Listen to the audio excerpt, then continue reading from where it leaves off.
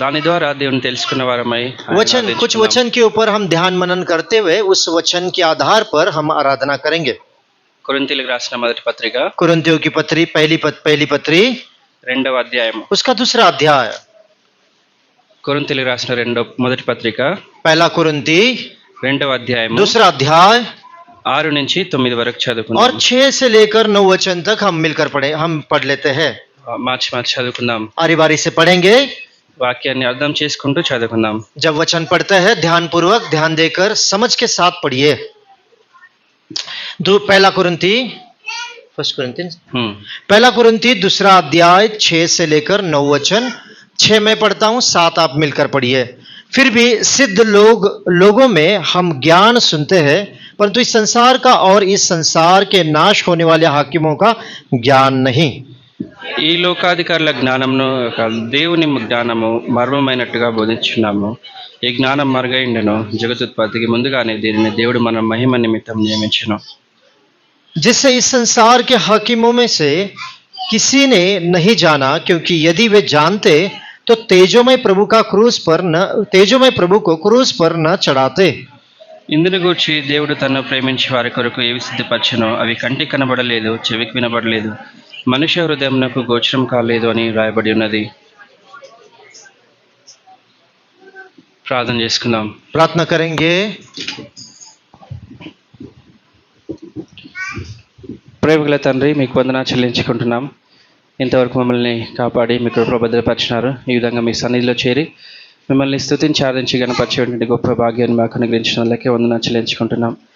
చదవబడిన వాక్యాన్ని మాకు దీవించండి. ఆ యొక్క వాక్యం ద్వారా ప్రభా మా అందరితో మాట్లాడని మమ్మల్ని దర్శించండి. ఈ విధంగా మిమ్మల్ని తెలుసుకున్న వారమై ఆత్మతో సత్యంతో మిమ్మల్ని ఆరాధించేటువంటి ఆరాధించినట్లు మాకు సహాయం చేయండి ప్రభా. చేరి వచ్చిన వాళ్ళందరినీ మీ కృపాస్థలకు అప్పగించుకుంటున్నాం. మా అందరికీ ప్రభా మరి మీ యొక్క వాక్యమును, మీ యొక్క మాటలని వినగలిగేటువంటి చెవులను గ్రహించగలిగే హృదయాన్ని మాకు అనుగ్రహించండి. దాన్ని కూడా జ్ఞాపకం చేసుకున్న మాటల తలంపులన్నీ తీసివేయండి. మరొకసారి మమ్మల్ని అందరినీ మీ కృపాస్థలకు అప్పగించుకుంటున్నాం. ఎటువంటి డిస్టర్బెన్స్ లేకుండా కృప చూపించండి. యేసుక్రీస్తు ప్రభువునామమున ప్రార్థిస్తున్నాం తండ్రి, ఆమేన్.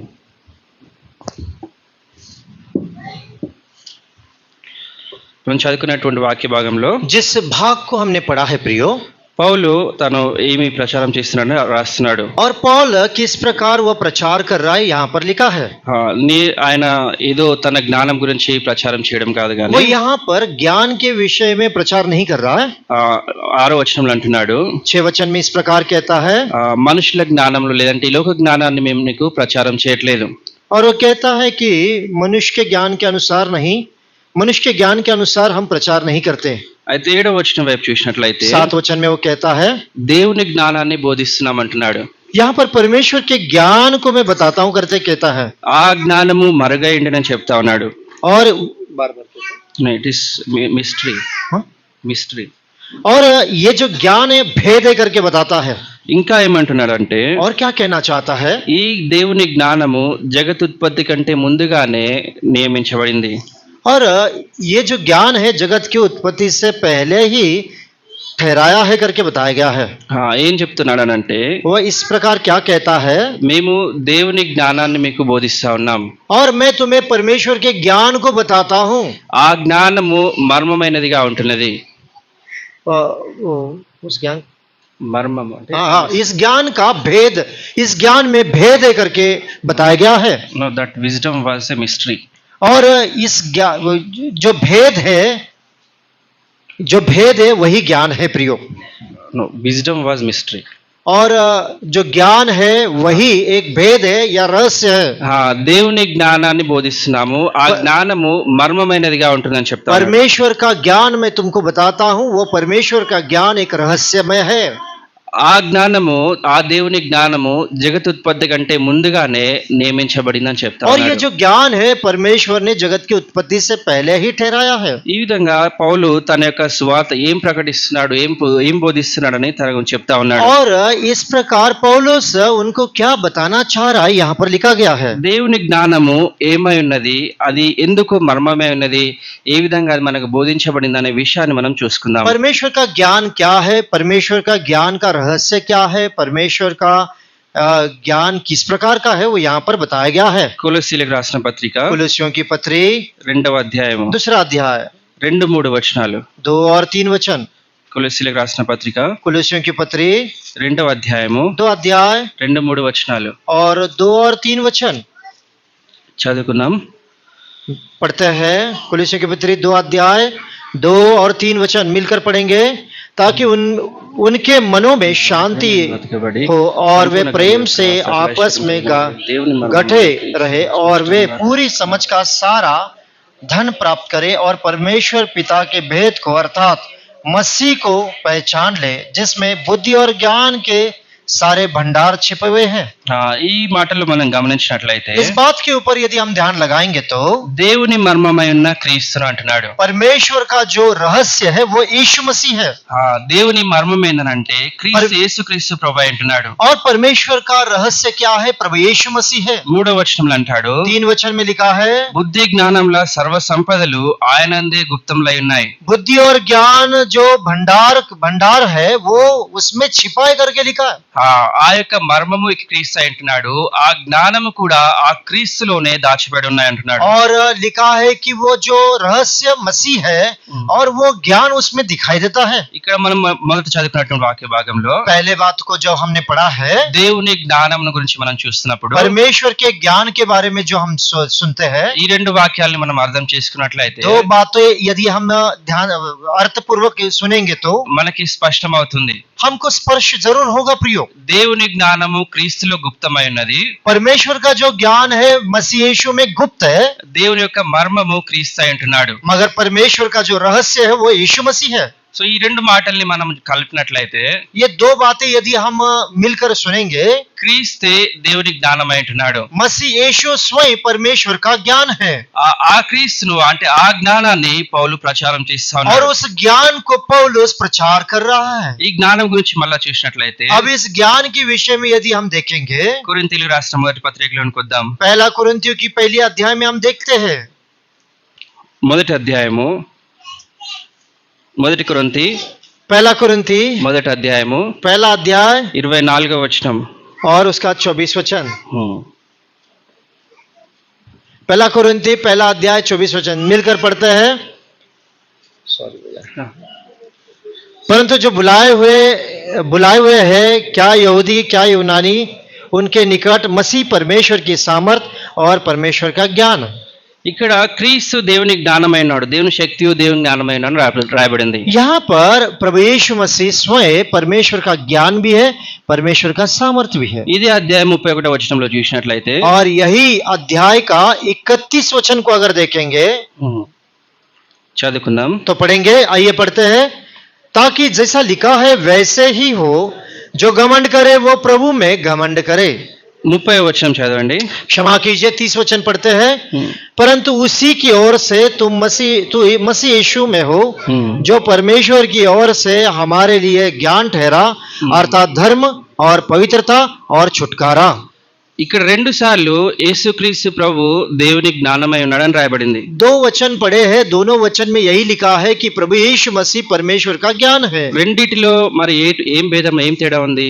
अब दोनों भी बातों में क्या है बात है, क्या अलग बात है? మొదటిసారి రాయబడినప్పుడు సువార్త గురించి చెప్తా ఉన్నాడు. पहली बात जो है वो सुसमाचार के कारण लिखा गया है। 24వ వచనంలో సువార్త గురించి చెప్తా ఉన్నాడు. 24 वचन ये सुसमाचार के तौर पर बोला गया है। సువార్త విషయంలో యేసుక్రీస్తు ప్రభు దేవుని శక్తియు దేవుని జ్ఞానమై ఉన్నాడు. सुसमाचार के लिए परमेश्वर का सामर्थ्य प्रभु यीशु मसीह है, परमेश्वर का ज्ञान प्रभु यीशु मसीह है। 30వ వచనంలో క్రీస్తు యేసునందున్న మీ కొరకే అంటున్నాడు.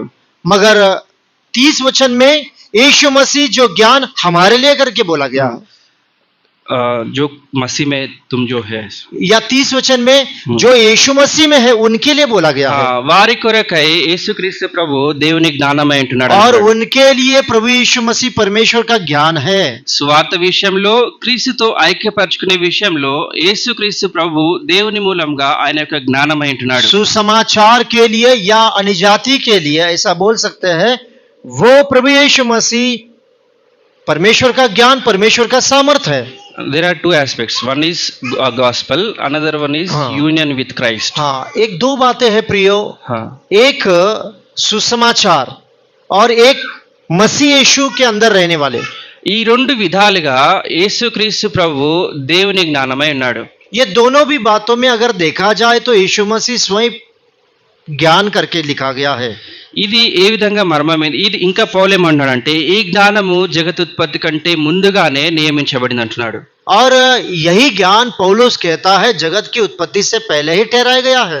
దాని విషయమై రెండు మూడు మాటలు చూసుకుందాం. उसी बात के लिए दो तीन बातें पढ़ेंगे। జగతుత్పత్తి కంటే ముందుగానే ఏ విధంగా ఈ యొక్క జ్ఞానము దేవుని యందు గుప్తమై ఉన్నది, క్రీస్తులో గుప్తమై ఉన్నది చూద్దాం. जगत की उत्पत्ति से पहले मसीह यीशु मसीह कैसे गुप्त थे वो हम देखेंगे। ఆ జ్ఞానం ఏమై ఉంటున్నది, ఏంటిది ఆ జ్ఞానము? वो ज्ञान क्या है प्रियो? గలతీలకు రాసిన పత్రిక गलतियों की पत्री 4వ అధ్యాయము और गलतियों की पत्री 4 अध्याय 4వ వచనం. 4 वचन।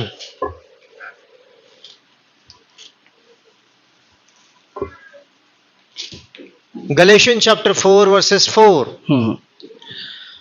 मिलकर पढ़ेंगे।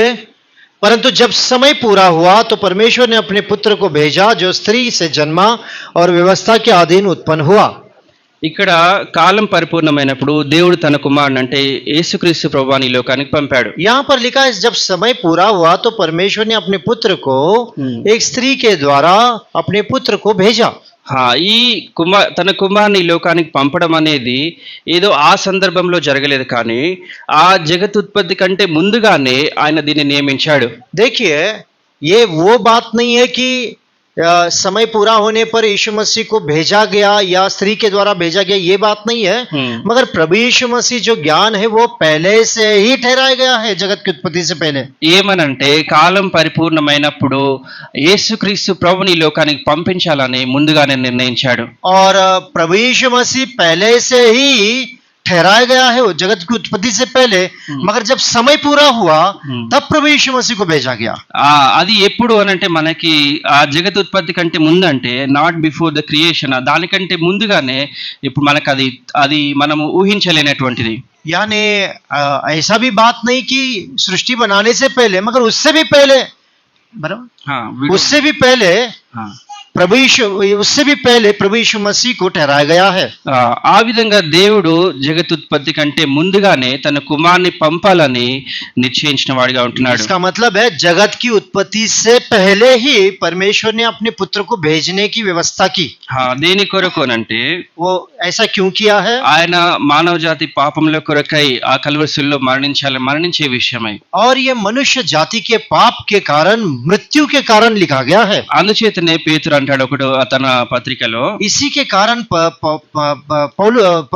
कारण पतरस भी इस प्रकार कहता है।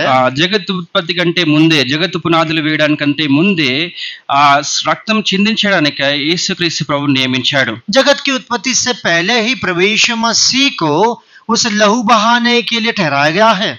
ఈ విధంగా దేవుడు తన జ్ఞానంలో యేసుక్రీస్తు ప్రభువును నియమించిన వాడిగా ఉంటున్నాడు. इस प्रकार परमेश्वर ने अपने ज्ञान को जो स्वयं यीशु मसीह है उसको ठहराया है।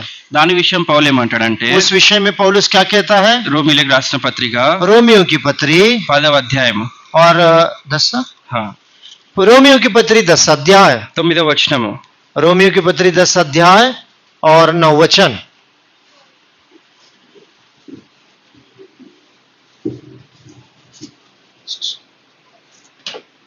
मैं एक ऐसे ही अनाउंस कर रहा हूं बीच में ही, छोटे बच्चे अगले संडे से बुक लेकर आएंगे, हर एक वचन लिख के लेंगे। छोटे बच्चे, जवान बच्चे बुक लेकर आएंगे और रेफरेंसेस लिखते रहेंगे और हम आपका बुक कभी भी चेक करेंगे अगले संडे से। हर माता पिता से रिक्वेस्ट है आप उनको 300-400 पेजेस का बुक खरीद कर दीजिए एक साल के लिए,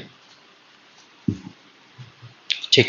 రోమీయులకు 10వ అధ్యాయం 9వ వచనం. रोमियो की पत्री और 10 अध्याय 9 वचन। आइए मिलकर पढ़ते हैं रोमियो की पत्री 10 अध्याय और 9 वचन कि यदि तू अपने मुंह से यीशु को प्रभु जानकर अंगीकार करे और अपने मन से विश्वास करे कि परमेश्वर ने उसे मरे में से जिलाया तो निश्चय उद्धार पाएगा। ఈ విధంగా మనం ఏ విధంగా రక్షించబడతామని రాయబడింది. यहाँ पर किस प्रकार उद्धार पा सकते हैं उसके बारे में लिखा है। యేసుక్రీస్తుని ప్రభువుగా అంగీకరించి మన నోటితో ఒప్పుకొని మన హృదయంలో విశ్వాసం ఉంచినట్లయితే మనం రక్షించబడతామని చెప్తా ఉన్నాడు. और यहाँ पर लिखा है कि प्रभु यीशु मसीह को विश्वास कर कर स्वीकारेंगे तो यहाँ पर हम उद्धार पा सकते हैं करके बोला है। ఈ విధంగా దేవుడు తన కుమారుని లోకానికి పంపించడము ఆయనలో రక్షణ ఏర్పాటును జగతుత్పత్తి కంటే ముందుగానే నిర్ణయించాడు. और परमेश्वर ने अपने पुत्र को इस संसार में भेजने से पहले ही उसने इन सारी बातों को जगत की उत्पत्ति से पहले ही उसने नियुक्त किया है। ఇది సువార్త విషయం మనం చూస్తాము. और यही एक सुसमाचार है। రెండోది క్రీస్తుతో మనము జతపరచబడే విషయంలో యూనియన్ విత్ క్రైస్ట్ और मसीह यीशु में रहने वाले मसीह यीशु में रहने वालों के बारे में लिखा है। క్రీస్తుతో జతపరిచే విషయంలో ఏమని రాబడిందంటే और मसीह यीशु में रहने वालों के विषय में क्या क्या लिखा है। ఇది మొదటి కొరింథీ 1:30 రాయబడింది. पहला कुरिन्थी 1 अध्याय और 31 वचन में लिखा है। మనకు జ్ఞానమును నీతియు పరిశుద్ధతయు విమోచనమును ఆయను. अब मसीह यीशु में जो है उनके लिए यीशु मसीह कौन है? ज्ञान है, ज्ञान है, धर्म है, पवित्रता है, छुटकारा है। ఈ విధంగా యేసుక్రీస్తులో మనల్ని నీతిమంతులుగా పరిశుద్ధులుగా విమోచించబడిన వారంగా చూస్తా ఉన్నాడు. और जो कोई यीशु मसीह का है उसके यीशु मसीह में है उनके लिए वो ज्ञान है प्रियो, और उनके लिए वो धर्म है, उनके लिए पवित्रता है, उनके लिए छुटकारा है। ఈ మూడు విషయాలు మనం గమనించినట్లయితే ये तीन बातें यदि हम देखेंगे तो మొట్టమొదటిగా पहली बात యేసుక్రీస్తులో ఉన్నటువంటి వారు నీతిమంతులుగా తీర్చబడుతున్నారు. पहला कुरिन्थी 1 अध्याय 30 वचन में लिखा है। पहली बात यीशु मसीह हमारे लिए धर्म और धार्मिकता है। రోమీయులకు రాసిన పత్రిక आइए रोमियो की पत्री 4వ అధ్యాయము 4 अध्याय 25వ వచనము और उसका 25 वचन। రోమీయులకు 4:25. रोमियो की पत्री 4 अध्याय 25 वचन मिलकर पढ़ते हैं। वह हमारे अपराधों के लिए पकड़वाया गया और हमारे धर्मी ठहराने के लिए जिलाया भी गया। యేసుక్రీస్తు ప్రభు మన అపరాధముల నిమిత్తము అప్పగించబడ్డాడు. प्रभु यीशु मसीह अपने हमारे अपराधों के लिए पकड़वाया गया। మనుషులందరి పాపములని తన మీద వేసుకున్నాడు. और उसने मनुष्य के पापों को अपने ऊपर ले लिया। పాపం ఎరగని ఆయన మన కొరకై పాపంగా చేయబడ్డాడు. और हम जो पापी थे हमारे पापों के कारण वो पाप ऐसा बन गया। మన పాపములను తన మీద వేసుకొని ఆయనందు విశ్వాసం ఉంచిన మనల్ని నీతిమంతులుగా తీర్చివచ్చాడు. हमारे अपराधों को हमारे पापों को खुद के ऊपर ले लिया और अपने स्वयं की धार्मिकता जो उस पर विश्वास करते हैं उनको उसने दे दिया है। మన పాపములు ఆయన తీసుకొని ఆయన నీతిని మనకు అప్పగించాడు. हमारे अपराध और पापों को वो स्वयं ले लिया और अपनी धार्मिकता हमको दे दिया। ఈ విధంగా మనల్ని నీతిమంతులుగా తీర్చివచ్చాడు. इस प्रकार हमको वो धर्म इस प्रकार वो हमारे लिए धर्म है या धार्मिकता है। ఈ విధంగా దేవుడు మనల్ని చూసినప్పుడు క్రీస్తులో ఉన్న మనల్ని చూసినప్పుడు క్రీస్తు యొక్క నీతిని మనలో చూస్తాడు. अब जब भी प्रियो आपको और मुझे परमेश्वर पिता देखता है तो यीशु मसीह की जो धार्मिकता है उस धार्मिकता के द्वारा हमको देखता है। క్రీస్తులో వీరు నీతిమంతులు అని చెప్తా ఉన్నాడు. इसीलिए यीशु मसीह एक धर्मी और धार्मिकता है करके लिखा है। ఇన్ క్రైస్ట్ मसीह यीशु में हम धर्मी है करके लिखा गया है। ఈ విధంగా క్రీస్తు దేవుని జ్ఞానం అంటే ఈ నీతిమంతులుగా తీర్చడం అనే విషయాన్ని కూడా జగతుత్పత్తి కంటే ముందుగానే నిర్ణయించాడు. अब ये धार्मिकता की बात जो है वो भी जगत की उत्पत्ति से पहले ही परमेश्वर ने ठहराया है। రెండో విషయం చూస్తాం అక్కడ. अब दूसरी बात हम देखते हैं దేవుని క్రీస్తు మనకి పరిశుద్ధత అయినాడు. अब पहला कुरिन्थी 1 अध्याय 30 वचन में दूसरी बात लिखी है। यीशु मसीह हमारी पवित्रता है। యేసుక్రీస్తు మన యొక్క పరిశుద్ధత అంటున్నాడు. यीशु मसीह हमारी पवित्रता है, లేదంటే యేసుక్రీస్తులో మనం పరిశుద్ధులుగా తీర్చబడుతున్నాం. और यीशु मसीह के द्वारा हमें पवित्रता मिलती है। ఇబ్రీయులకు రాసిన పత్రిక इब्रानी की पत्री 10వ అధ్యాయము और उसका 10 अध्याय 10వ వచనం. इब्रानी की पत्री 10:10 10 अध्याय और 10 वचन मिलकर पढ़ते हैं। इब्रानी की पत्री 10 अध्याय 10 वचन। उसी इच्छा से हम यीशु मसीह की देह के एक बार बलिदान चढ़ाए जाने के द्वारा पवित्र किए गए हैं। ఇదే హెబ్రీయులకు రాసిన పత్రిక इसी इब्रानी की पत्री 13వ అధ్యాయము और 13 अध्याय 12వ వచనం और 11 वचन। आइए मिलकर पढ़ते हैं इब्रानी की पत्री 13 अध्याय 11 वचन।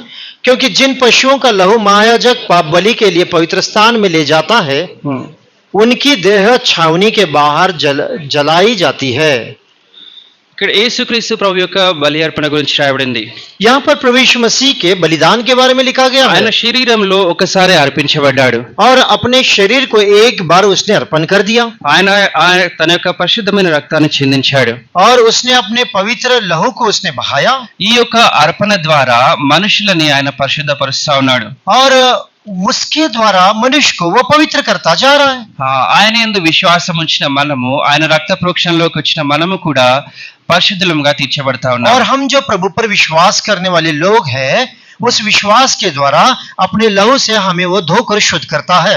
ఈ విధంగా దేవుడు మనల్ని చూసినప్పుడు మనలో పాపంను కాకుండా యేసుక్రీస్తు ప్రభు యొక్క పరిశుద్ధతను చూసేవాడిగా ఉంటాడు. जब परमेश्वर पिता आपको और मुझे देखता है प्रियो तो यीशु मसीह के लहू के द्वारा वो हमें पवित्र ऐसा देखता है। సో ఈ విషయాన్ని కూడా దేవుడు జగదుత్పత్తి కంటే ముందుగానే నిర్ణయించాడు. और इस बात को भी, इस पवित्र ठहराने के बात को भी परमेश्वर ने जगत की उत्पत्ति से पहले ही निर्णय लिया।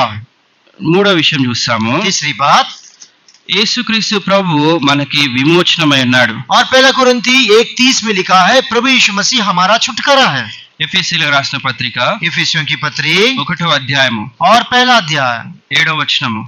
इफिसियों की पत्री पहला अध्याय और 7 वचन। ఎఫెసీయులకు 1వ అధ్యాయం 7వ వచనం. इफिसियों की पत्री पहला अध्याय 7 वचन मिलकर पढ़ते हैं। हमको उसमें उसके लहू के द्वारा छुटकारा अर्थात अपराधों की क्षमा उसके उस अनुग्रह के धन के अनुसार मिला है। ఆయన రక్తం వలన మనకి విమోచన అంటే అపరాధములకి పాపములకి క్షమాపణ కలుగుతుంది. हमारे अपराध और पापों में से छुटकारा देकर क्षमा कर दिया। ఆయన రక్తం వలన, ఆయన చిందించినటువంటి రక్తం వలన మనకి విమోచన కలుగుతుంది. उसने बहाए हुए लहू के द्वारा हमारे अपराधों की हमें छुटकारा है प्रियो। ఈ విధంగా యేసుక్రీస్తు ద్వారా, యేసుక్రీస్తులో ఉన్న మనల్ని చూసినప్పుడు దేవుడు మనల్ని ఒక విమోచించబడిన ప్రజలుగా చూస్తాడు. और प्रभु यीशु मसीह को जो हमने ग्रहण कर लिया है, विश्वास करते हैं, वो लोग यीशु मसीह के द्वारा छुटकारा पाए हैं। దేవుడు మనల్ని విమోచించబడిన వారుగా చూస్తా ఉన్నాడు. परमेश्वर हमारे लिए एक परमेश्वर हमको एक छुटकारे पाए हुए के जैसा दिखता है।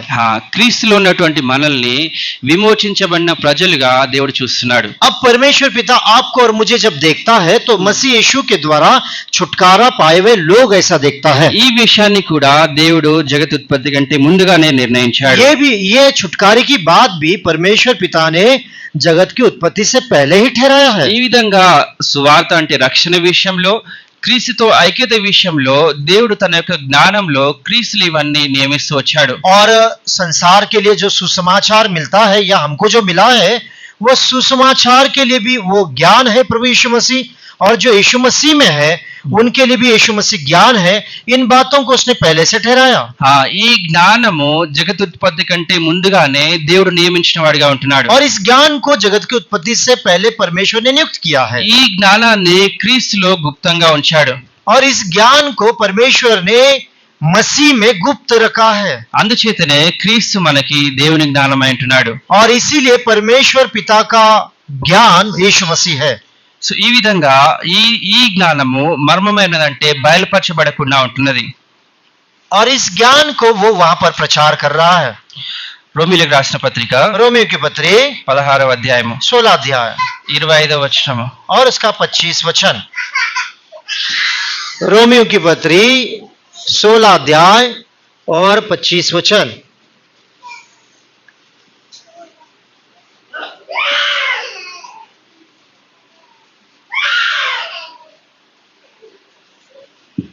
सब मिलकर पढ़ते हैं। अब जो तुमको मेरे सुसमाचार अर्थात यीशु मसीह के संदेश के प्रचार के अनुसार स्थिर कर सकता है, उस भेद के प्रकाश के अनुसार जो सनातन से छिपा रहा। ఈ జ్ఞానము రహస్యంగా ఉంచబడి అంటే మర్మంగా ఉంచబడింది. इस ज्ञान में रहस्य करके बताया है। మనకంటే ముందు అనేకులు ఉన్నప్పటికీ, క్రీస్తు రాకడ కంటే ముందు అనేకులు ఉన్నప్పటికీ కూడా వారికి స్పష్టంగా బయలుపరచబడలేదు. यीशु मसीह आने से पहले बहुत सारे लोग आए मगर उन्होंने इस ज्ञान को प्रकट नहीं कर पाए। जो यीशु मसीह के द्वारा प्रकट हुआ। అది యేసుక్రీస్తు ప్రభు ద్వారా మనందరికి నీకు నాకు బయలుపరచబడింది. यीशु मसीह जो प्रभु है उसके द्वारा आपको और मुझे ये ज्ञान को प्रकट किया गया है। రోమీయులకు రాసిన పత్రిక रोमियो की पत्री 11వ అధ్యాయము और उसका 11 अध्याय 33వ వచనము 33 वचन। रोमियो की पत्री 11 अध्याय 33 वचन। आइए मिलकर पढ़ते हैं। आहा, परमेश्वर का धन और बुद्धि और ज्ञान क्या ही गंभीर है, उसके विचार कैसे अथाह और उसके मार्ग कैसे अगम है। ఇక్కడ దేవుని జ్ఞానం గురించి పౌలు ఇంకా రాస్తా ఉన్నాడు. और पौलुस यहाँ पर परमेश्वर के ज्ञान के विषय में लिखा है। ఆయన బుద్ధి జ్ఞానముల గురించి మనం ఆలోచించినట్లయితే और उसके बुद्धि और ज्ञान के विषय में यदि विचार करेंगे అవి ఎంతో గంభీరంగా ఉంటాయి. वो कहता है कितना गंभीर बात है। వాటిని మనము సెర్చ్ చేసినా శోధించాలనుకున్నా కూడా శోధింపలేము. और यदि उसको अगर ढूंढने जाए, उसको अगर खोजे तो हम खोज नहीं सकते। వాటిని మనము గ్రహింపలేము. और उसे हम स्वीकार भी नहीं कर सकते। అందుచేతనే మనం చదువుకున్న వాక్య భాగంలో इसीलिए पढ़े हुए वचन के अनुसार 1 కొరింథీ 2:9 చూస్తాం మనం. 1 कुरिन्थी और 1 अध्याय 2:9 1 कुरिन्थी 2 अध्याय 9 वचन। దేవుడు తన్ను ప్రేమించి వారి కొరకు ఏవి సిద్ధపరచును అవి కంటికి కనబడలేదు, చెవికి వినబడలేదు, మనుష్య హృదయమునకు గోచరం కాలేదు. 1 कुरिन्थी 2 अध्याय 9 वचन मिलकर पढ़ेंगे। परंतु जैसा लिखा है, जो बातें आंख न देख सकी, नहीं देखी, और कान ने नहीं सुनी, और जो बातें मनुष्य के चित्त में नहीं चढ़ी, वे ही है जो परमेश्वर ने अपने प्रेम रखने वालों के लिए तैयार की है।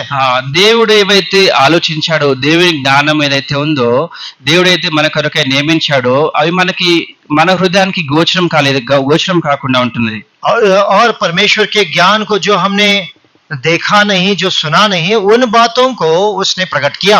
మనము ఆలోచించినా కూడా మనము దాన్ని గ్రహింపలేకుండా ఉంటాం. और हम विचार भी नहीं कर सकते, या तो हम विचार कर हम ग्रहण नहीं कर सकते।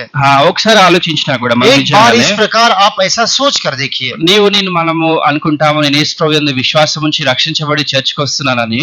यदि आप विश्वास कर आप और मैं विश्वास कर प्रभु पर विश्वास करते हुए हम प्रभु के घर में आते हैं। ఇఫ్ యూ థింక్ సో, अगर यदि ऐसा आप सोच रहे हैं, ఈ విషయాన్ని దేవుడు జగతుత్పత్తి కంటే ముందుగానే నియమించాడు. ये हमारा उद्धार पाना, विश्वास करना, प्रभु के घर में आना जगत की उत्पत्ति से पहले प्रभु ने ठहराया है। జగతుత్పత్తి కంటే ముందుగానే నీ విషయమై నా విషయమై ఆలోచించిన వాడిగా ఉంటున్నాడు. और परमेश्वर ने जगत की उत्पत्ति से पहले ही इन बातों को ठहराया है। యెషయా గ్రంథము यशायाह नबी की किताब 46వ అధ్యాయము 46 अध्याय 10వ వచనం. और उसका 10 वचन। యెషయా గ్రంథం 46:10. और यशायाह 46 का 10 वचन చదువుకుందాం.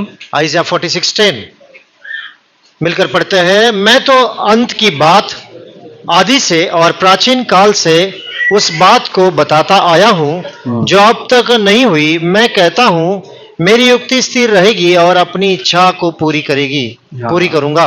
అంతమును గురించి ముందుగానే ఆయన తెలియజేసేవాడిగా ఉంటున్నాడు. परमेश्वर कहता है कि अंत की बातें मैं पहले से बताते आया हूं। ఆయనకి అంతము ముందుగానే ఎరిగిన వాడై ఉండి నీ విషయంలో నా విషయంలో ఇవన్నీ నిర్ణయిస్తూ ఆలోచిస్తూ వచ్చాడు. अंत की बातें, जो बातें भविष्य में होने वाली थी हमारे जीवन के लिए, वही बातें उसने सोच लिया, मान लिया, ठहराया, उसने पूरा कर दिया। మనమైతే ప్రాబ్లం వచ్చిన తర్వాత సొల్యూషన్ గురించి ఆలోచిస్తాం. मगर हम क्या करते हैं, कोई समस्या आती है तो सोचते रहते हैं హౌ టు సాల్వ్. अब इसको कैसे समस्या को हल करे। దేవుడు అట్లా కాదు. मगर परमेश्वर ऐसा नहीं है। సమస్య రావడానికంటే ముందుగానే దాని సొల్యూషన్ ని సిద్ధపరిచిన వాడిగా ఉంటాడు. परमेश्वर के पास यदि कोई संकट आने से पहले से उसके पास हल है प्रियो। ఇది ఆయన యొక్క జ్ఞానం అంటున్నది. यही परमेश्वर का ज्ञान है, అదే క్రీస్తు అంటున్నాడు. यही यीशु मसीह है। మనం చదువుకున్న వాక్య భాగాన్ని చదువుకొని మనం ఆరాధించుకుందాం. और यही पहले बातों को जो पढ़े थे उस बातों को हम पढ़ लेते हैं। కొరింథీయులకు రాసిన మొదటి పత్రిక 1 कुरिन्थी 2వ అధ్యాయము 2 अध्याय 7వ వచనము और 7 वचन पढ़ते हैं। 1 कुरिन्थी 2 अध्याय 7 वचन सब मिलकर पढ़ेंगे। 1 Corinthians chapter 2 verses 7।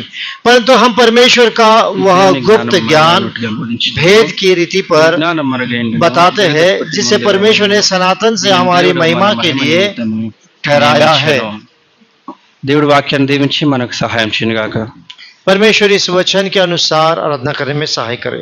మీకు అర్థం కావడానికి आपके समझ के लिए సువార్త విషయంలో దేవుడు మనకి జ్ఞానంగా और వచ్చాడు. सुसमाचार के समय में यीशु मसीह हमारे लिए ज्ञान है ఆ సువార్త మీద మనం విశ్వాసం ఉంచి రక్షించబడుతూ వచ్చాం. और उसी ज्ञान के द्वारा या उसी सुसमाचार के द्वारा हमारा उद्धार हुआ। రెండవది క్రీస్తుతో ఐక్యపరిచే విషయంలో अब जब हम प्रभु यीशु मसीह में बने रहते हैं, నీతిమంతులుగా తీర్చబడ్డాము, हमको धर्मी बनाया, పరిశుద్ధులుగా తీర్చబడ్డాము, पवित्र बनाया, విమోచించబడ్డాము. छुटकारा दिया। ఇవన్నీ మనకు క్రీస్తులో మనల్ని దేవుడు చూస్తూ ఉంటున్నాడు. ये सारी बातें परमेश्वर ने मसीह यीशु में किया है। ఈ రెండు విషయాలని దేవుడు జగతుత్పత్తి కంటే ముందుగానే క్రీస్తులో నియమిస్తూ వచ్చాడు. ये दो बातें परमेश्वर ने जगत की उत्पत्ति से पहले ये किया है। అది ఇంతకు ముందు బయలుపరచబడలేదు కానీ ఈ కాలంలో ఈ యుగంలో నీకు నాకు బయలుపరచబడుతూ వచ్చాయి. ये बातें जो बताई गई है, ये आपको और मुझे अभी बताया जा रहा। now it is revealed to us. हाँ, ये बातें पहले से ठहराई गई है, मगर अब ये बातें हमारे सामने प्रभु समझा कर बता रहा है। వీటన్నిటిని బట్టి దేవుని యొక్క ప్రణాళికను బట్టి దేవుని యొక్క ప్రేమను బట్టి దేవుని యొక్క జ్ఞానాన్ని బట్టి నీ విషయంలో నా విషయంలో ఆయన కలిగి ఉన్న ఏర్పాటును బట్టి మనం దేవుని ఆరాధించుకుందాం. परमेश्वर के आपके और मेरे विषय में परमेश्वर की जो योजना है, परमेश्वर की जो प्रेम है, परमेश्वर की जो भलाई है, वो आपके और मेरे विषय में इन बातों को ध्यान मनन करते हुए हम उसकी आराधना करें। ఇదేదో ఇప్పుడు జరిగింది కాదు కానీ జగతుత్పత్తి కంటే ముందుగానే దేవుడు వీటన్నిటిని నియమిస్తూ వచ్చాడు. हम सुन रहे आज, मगर ये आज के लिए नहीं प्रियो, ये पहले से ही परमेश्वर ने जगत की उत्पत्ति से पहले इन बातों को नियुक्त किया है। ఆరాధించుకుందాం. आराधना करेंगे।